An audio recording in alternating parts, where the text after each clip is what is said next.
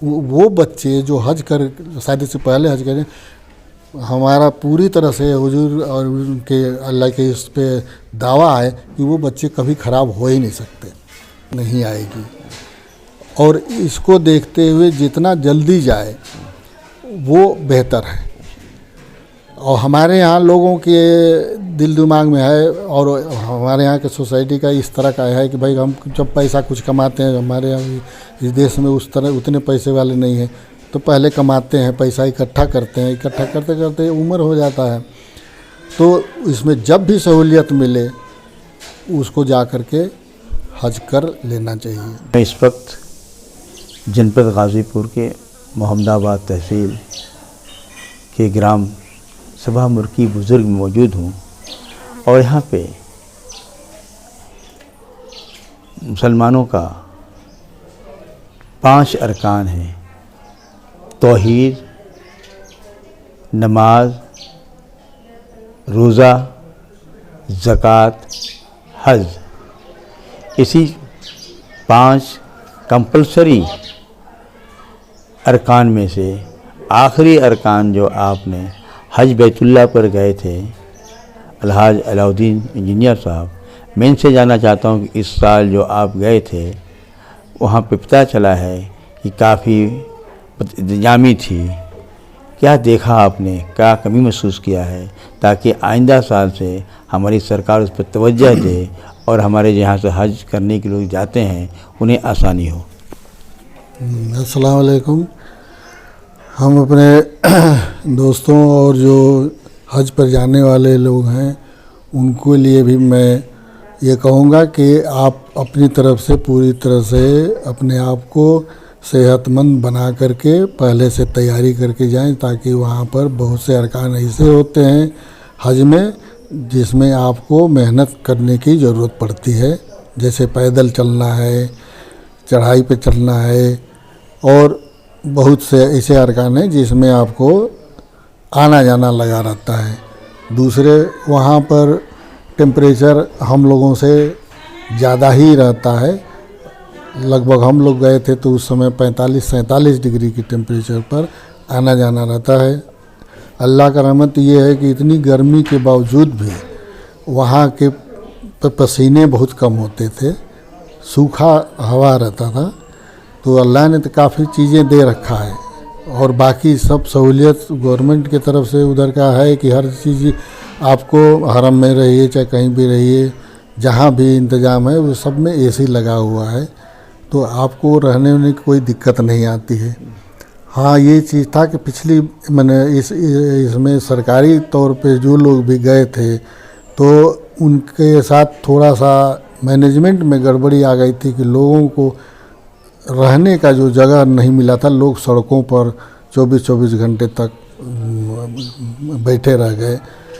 ये गवर्नमेंट इस चीज़ को ध्यान दे कि पहले से तैयारी कर ले, और उसमें कहाँ कमी रही है ये कहीं ना कहीं कमी रही है, लोगों को दिक्कत आई, फिर बाद में लोगों को सेटलमेंट हो गया, लोग अपना सब अरकान पूरा करके टाइम से लोग आ गए। कुछ दिन दिक्कत आई खाने पीने से लेकर के हर चीज़ का, या साफ तौर पर उनको रहने के लिए।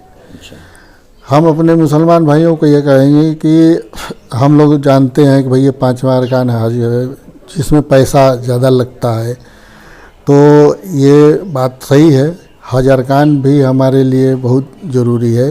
हुजूर ने हम लोगों के लिए हज जो दिया है ये तो बहुत बड़ा मर्तबा है। हज में आपका अरफात के मैदान में जिसके कदम पड़ जाते हैं उनके लिए हुजूर ने अल्लाह से वादा लिया है कि हम उसको जन्नत में ले करेंगे। तो वहाँ पर कोई भी मरीज या कोई भी होता है उस दिन अरफात के मैदान में किसी भी तरह से, चाहे मरीज हो चाहे कुछ भी हो, हर तरह से जा कर के अपना पैर रखता है।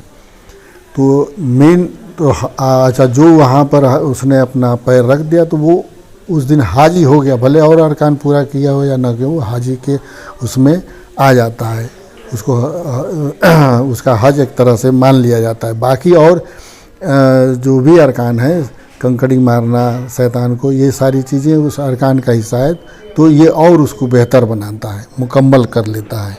लेकिन आप हज के अराफात के मैदान में पैर आपने रख दिया तो आप हाजी हो गए।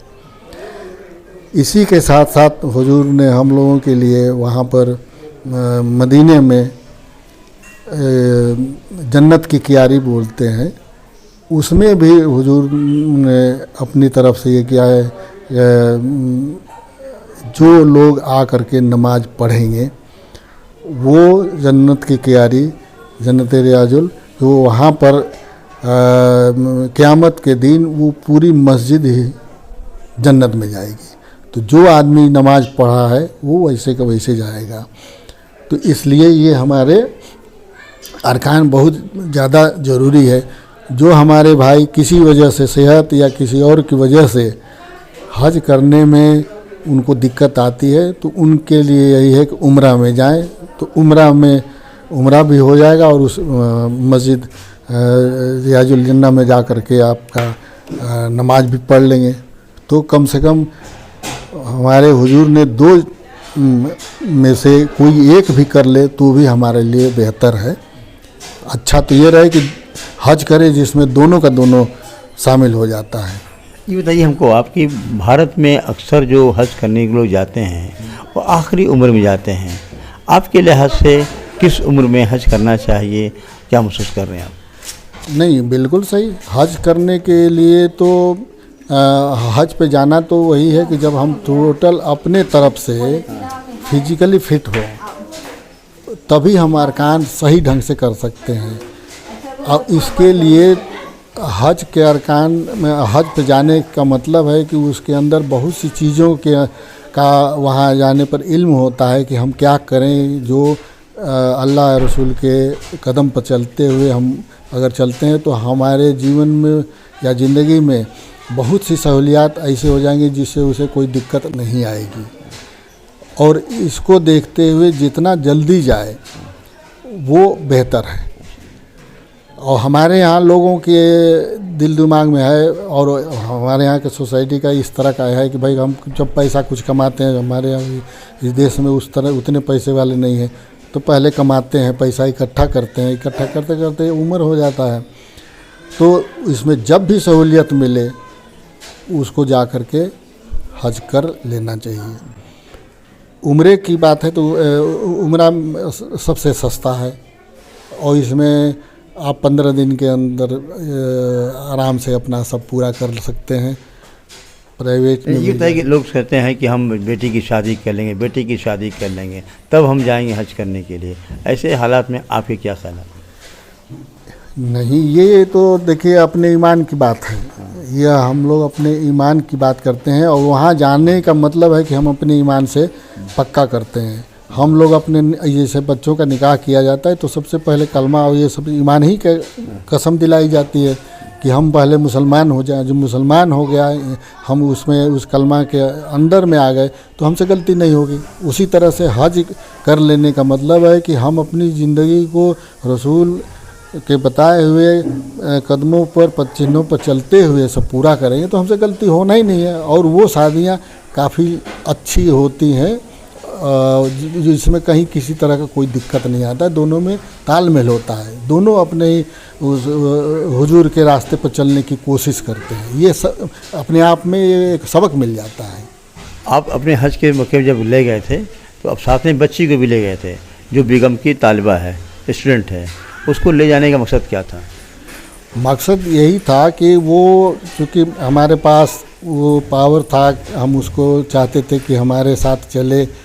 अब इसकी आगे की ज़िंदगी में क्या दुश्वारियाँ आएगी या नहीं आएंगी, हमारे पास सहूलियत है तो हम इसको ले कर के करा दें ताकि इसको अभी से ही दीन और ये सब के मामले में पूरी जानकारी हो जाए। वो गलत रास्ते पर जाने से पहले ही उसको ये आदत उसको रोक देगी। और उसका नतीजा हम लोगों ने यही देखा कि वहाँ से आने के बाद यह अपनी हिजाब या और सब मामलों में जो स्कूल में पहले जाती थी बिना हम लोगों के बताए हुए उस चीज़ को उसने अमल करना शुरू कर दिया। तो उसके अंदर वहाँ जाने के बाद हमने देखा काफ़ी चेंजेज आया है जिससे वो गलत काम करने के लिए कभी सोच ही नहीं सकती, ऐसा लग रहा है। तो ये एक अपने आप में है कि अल्लाह रसूल के जो कदमों से हो करके आएगा वो उसे गलती होने के चांसेस बहुत कम होंगे। क्या अभी आम मुसलमानों से ये अपील करेंगे कि अपने बच्चे बच्चियों को कम उम्र में साथ में ले जाएं? बिल्कुल, ये मेरी तो अपील है कि भाई जिसके पास अगर पैसा है वो हज या मक्का मदीना में जाने का उसके पास पैसा इतना है तो वो उनको ज़रूर जाना चाहिए। और उसके जाने से उनको हमेशा फ़ायदा ही मिलेगा, कोई नुकसान नहीं होना, हमेशा उनको फ़ायदा मिलेगा। ये बिल्कुल मैं उन सबसे सजेशन मैं दूंगा कि शादी से पहले अगर बच्चों को हज करा दिया जाए तो ये सबसे बेहतर है। देखा आपने, आपका कहना है बिल्कुल सही है। भारत के आम मुसलमानों से भी अपील आपका है कि आप जो है अपने बच्चे और बच्चियों को शादी से पहले अगर हज कराते हैं तो यकीनन आपके अंदर में ईमान की ताकत बढ़ जाएगी, और जब तक ईमान नहीं होगी तब तक हम परेशान रहेंगे। ईमान की ताकत लाने के लिए हज बैतुल्ला जाने से हम तमाम मुसलमानों को ज़्यादा से ज़्यादा फ़ायदा होगा। और सरकार से भी आपने एक तवज्जो दिलाई है कि सरकार जो इस साल की इंतजामी कर पाई की तरह से दुश्वारियाँ हुई हैं, आइंदा इस साल से इस तमाम को ख्याल करे ताकि जो हज करने के लिए जाएँ वो परेशान ना हो और ये तमाम अपने प्रोग्राम को चेकआउट कर ले ताकि उनकी परेशानियां दूर हों। 22 न्यूज़ के लिए जावेद बिन अली।